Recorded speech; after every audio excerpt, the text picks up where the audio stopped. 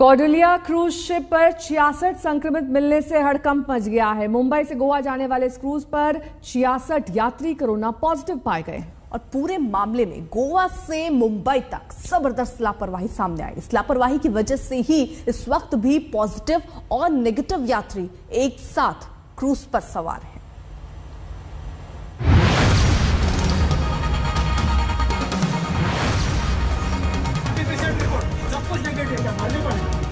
कौडिल्या cruise पर कोहराम मचा है। चलते जहाज पर कोरोना का हमला हुआ और 66 यात्री पॉजिटिव पाए गए, मगर जो नेगेटिव आए वो एक पल के लिए भी इस जहाज में रहना नहीं चाहते। इसके बावजूद उन्हें गोवा में शिप से उतरने नहीं दिया गया। वहीं जो लोग पॉजिटिव पाए गए उन्हें ना तो क्वारंटीन किया गया और ना ही आइसोलेशन में रखा गया। यानी नेगेटिव और पॉजिटिव सारे एक ही जहाज पर हैं।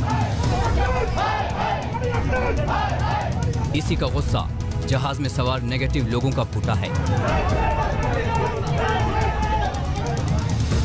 गोवा से इस जहाज को मुंबई रवाना कर दिया गया और देर शाम तक ये मुंबई पहुंचेगा।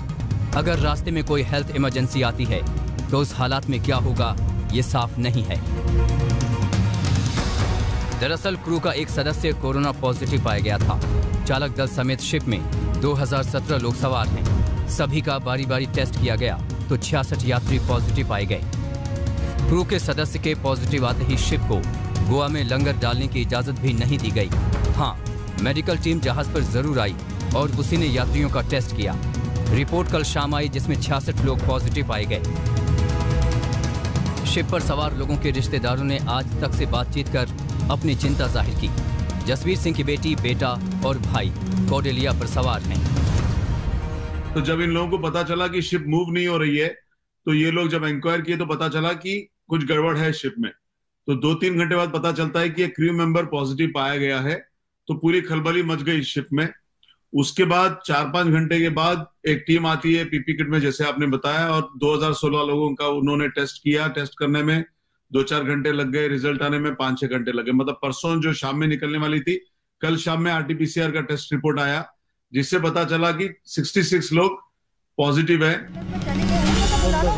अब जांच इस बात की हो रही है कि जब महाराष्ट्र में कोरोना को लेकर इतनी सख्त पाबंदी है तो एक जहाज पर 2000 लोगों को कैसे जाने दिया गया। ऐसे ही कई सवाल हैं जिनके जवाब मिलने जरूरी हैं। 66 संक्रमित लोगों को गोवा में उतारकर आइसोलेट क्यों नहीं किया गया? क्यों पॉजिटिव और नेगेटिव लोगों को क्रूज पर साथ छोड़ दिया गया? क्या जो लोग क्रूज पर सवार हुए उनका आरटीपीसीआर टेस्ट किया गया था? गोवा सरकार और मुंबई प्रशासन ने अपनी जिम्मेदारी क्यों नहीं निभाई? आपको बता दें कि ये क्रूज 1 जनवरी को मुंबई से गोवा के लिए निकला था। सौरभ वक्तानिया के साथ साहिल जोशी, मुंबई आज तक।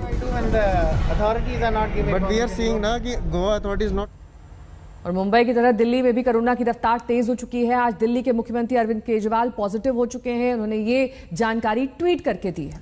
केजरीवाल बीते 5 दिनों से लगातार रैलियों और चुनावी सभाओं में हिस्सा ले रहे हैं। कल उन्होंने देहरादून में भी रैली की थी।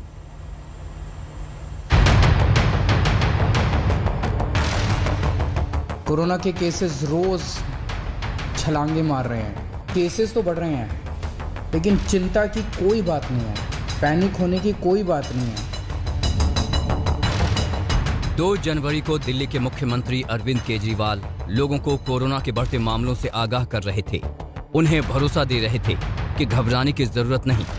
मगर अब ये साफ हो गया कि सावधानी हटी तो कोरोना की ये नई लहर किसी को भी बख्शने वाली नहीं है, क्योंकि अरविंद केजरीवाल खुद कोरोना पॉजिटिव पाए गए हैं। अरविंद केजरीवाल ने ट्वीट कर बताया, मैं कोविड पॉजिटिव पाया गया हूँ, हल्के लक्षण हैं। मैंने खुद को घर में आइसोलेट कर लिया है। पिछले कुछ दिनों में जो लोग मेरे संपर्क में आए हैं कृपया खुद को आइसोलेट कर लें और अपनी जांच कराएं। अरविंद केजरीवाल बीते कुछ दिनों में तमाम दलों के दूसरे नेताओं की तरह ही अलग अलग राज्यों में चुनावी रैलियां कर रहे थे। 3 जनवरी को वो उत्तराखंड की राजधानी देहरादून में थे और उन्होंने आम आदमी पार्टी के लिए रैली की थी। 30 दिसंबर को चंडीगढ़ में विजय यात्रा में शामिल हुए थे। 31 दिसंबर को पंजाब के पटियाला में शांति मार्च पर निकले थे।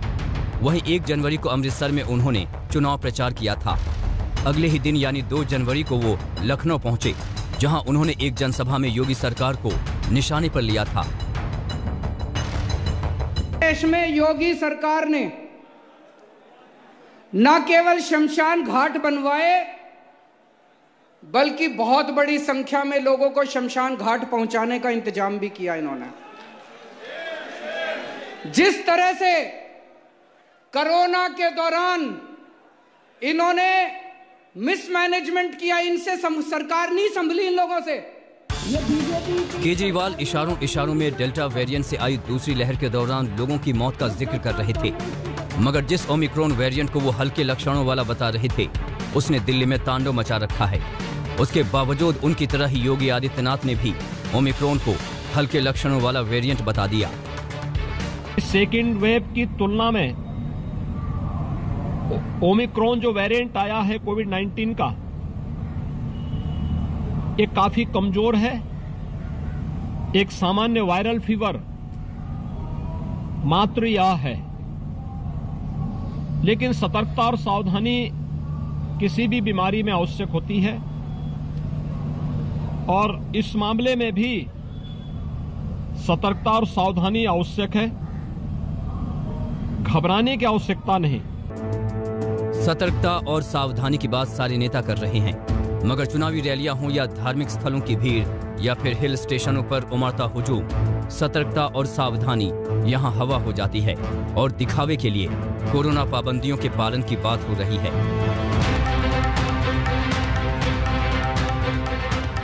ऐसे ही दोहरे मापदंड कोरोना की तेज रफ्तार की वजह हैं। इसके तहत ही सरकारें बाजारों में भीड़ भाड़ पर लगाम कस रही हैं, नाइट कर्फ्यू लगा रही हैं। दिल्ली में कोविड प्रोटोकॉल तोड़ने पर 1 करोड़ रुपए से ज्यादा के चालान काटे गए, मगर इसी दिल्ली में चक्का जाम कर रही भीड़ पर कोई कार्रवाई नहीं हुई। सरकारें सहूलियत के हिसाब से दोहरे मापदंड अपना सकती हैं, मगर कोरोना कोई भेदभाव नहीं करता, और ये बात सिर्फ आम लोगों पर ही नहीं, नेताओं पर भी लागू होती है। कुमार कुणाल, दिल्ली आज तक। तो नेता एक तरफ ओमिक्रॉन को हल्का वेरिएंट बता रहे हैं, रैली कर रहे हैं, वहीं आम लोग भी कोरोना नियमों को हल्के तौर पर ही लेते दिखाई दे रहे हैं। और दरअसल एक तरफ कोरोना नियम तोड़ने पर चालान कट रहे हैं, तो दूसरी तरफ धड़ल्ले से चुनावी रैलियां हो रही हैं।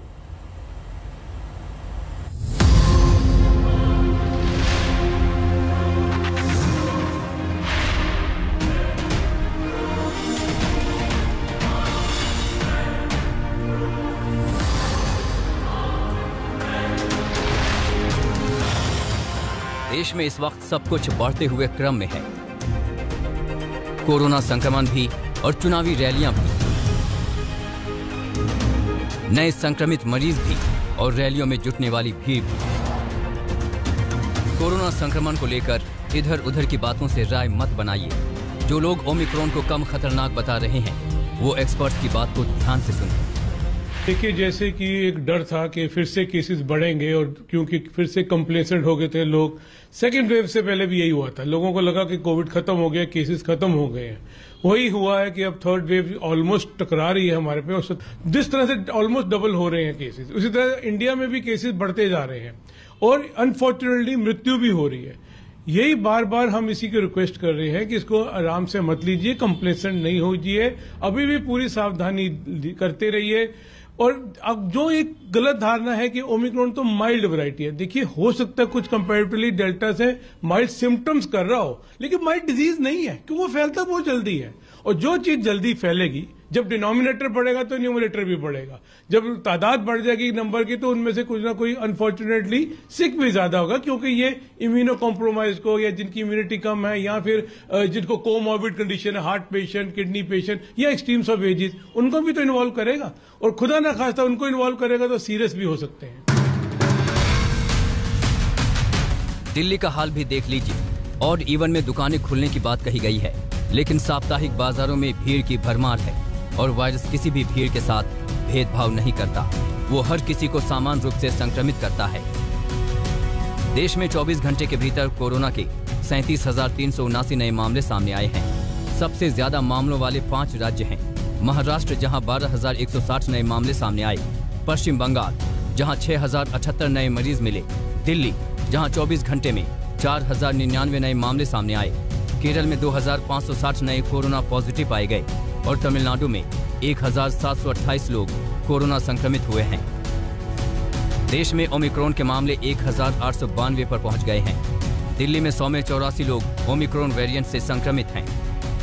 दिल्ली के अंदर पिछले 10-15 दिन से केसेस काफ़ी बढ़ रहे हैं। जब से ओमिक्रॉन आया है काफ़ी तेज़ी से बढ़ रहे हैं, परंतु संतोष की बात यह है कि लोग बड़े नॉर्मल से लक्षण हैं, बहुत ही कम बीमार हो रहे हैं। हॉस्पिटलाइजेशन की बहुत कम ज़रूरत पड़ रही है। पिछली बार जब इतने लोग पेशेंट होते थे बीमार, तो बहुत बड़ी संख्या में लोग हॉस्पिटल में होते थे। लोगों को घबराने की ज़रूरत नहीं, सतर्क रहने की ज़रूरत है। 2 साल का एक्सपीरियंस बता रहा है कि भाई मास्क लगाएं तो इससे बच सकते हैं, और जल्द ही दिल्ली के लोग सब मिलके इस कोरोना की नए रूप को, जिसे ओमिक्रॉन कहते हैं, इसको भी जल्द ही हराएंगे। दिल्ली से सटे हरियाणा ने कोविड संबंधी नए नियम जारी किए हैं। पूरे प्रदेश में शाम 5 बजे के बाद बाजार बंद करने के आदेश हैं, लेकिन होटल रेस्टोरेंट को 11 बजे तक की छूट मिली है।